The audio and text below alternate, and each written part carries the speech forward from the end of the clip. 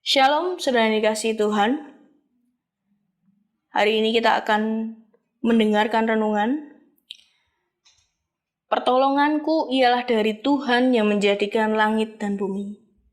Mazmur 121 ayat 2. Saudara yang dikasihi Tuhan, kita percaya bahwa pertolongan itu datangnya dari Dia yang menciptakan langit dan bumi. Itu artinya bahwa hanya di dalam Dia saja datang pertolongan kita. Tetapi apakah kita diam saja menunggu Tuhan tiba-tiba datang dan menolong kita? Saudara dikasihi Tuhan, tentunya seringkali pertolongan Tuhan datang melalui hal lain, saudara.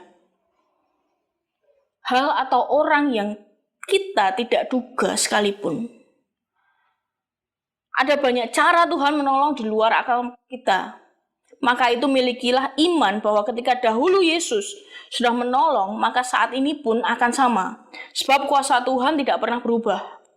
Yesus yang sama yang menolong orang buta sehingga bisa melihat, Yesus yang sama pula yang bisa menolong kita.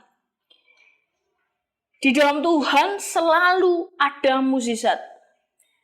Karena Dia sanggup melakukan perkara yang besar. Segala yang mustahil bagi manusia, Tuhan mampu melakukannya. Bagi kita yang percaya kepadanya. Kalau kita lihat sampai hari ini, mukjizat Tuhan itu masih ada, saudara. Jangan kita berpikir mukjizat Tuhan hanya ada di dalam Alkitab. Jangan kita berpikir mukjizat hanya terjadi di zaman para rasul.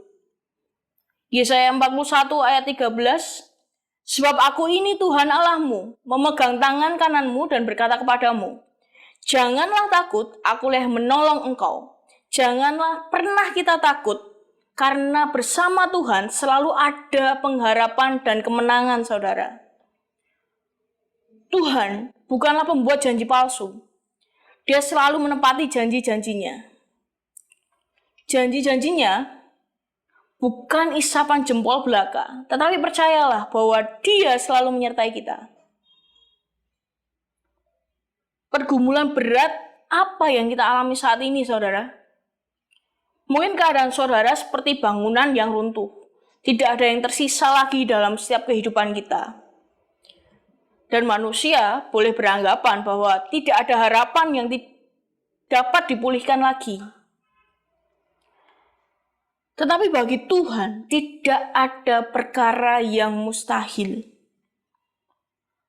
Sehancur apapun keadaan kita, Tuhan sanggup memulihkan.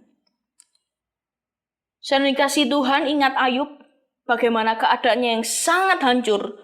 Tetapi dengan tangannya Tuhan memulihkan segala sesuatunya, bahkan berlipat kali ganda.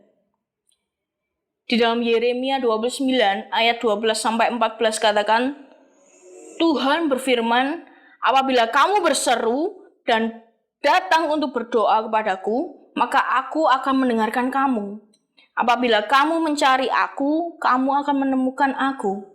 Apabila kamu menanyakan aku dengan segenap hati, aku akan memberi kamu menemukan aku. Demikianlah firman Tuhan, dan aku akan memulihkan keadaanmu. Saudara dikasih Tuhan, percayalah bahwa pertolongannya tepat waktu. Tidak pernah terlambat sedetik pun. Seringkali kita merasa didiamkan Tuhan. Seakan Tuhan tidak mau campur tangan dalam masalah kita. Tetapi tidakkah kita tahu bahwa Allah turut bekerja dalam segala sesuatu? Dia memberikan jalan keluar di setiap masalah kita. Seringkali kita salah dalam memahami waktu dan cara Tuhan untuk menolong. Kita berpikir pertolongan Tuhan akan terjadi sama persis seperti yang kita harapkan. Seringkali bahkan kita mengatur Tuhan dengan memakai cara kita.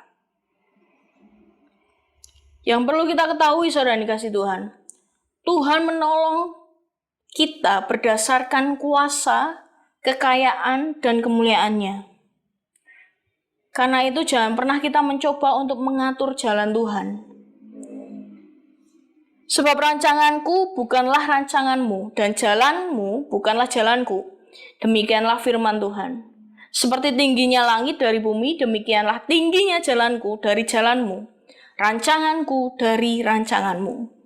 Yesaya 55 ayat 8-9. Pertolongan dan janji pemulihan Tuhan pasti akan terjadi sesuai waktunya.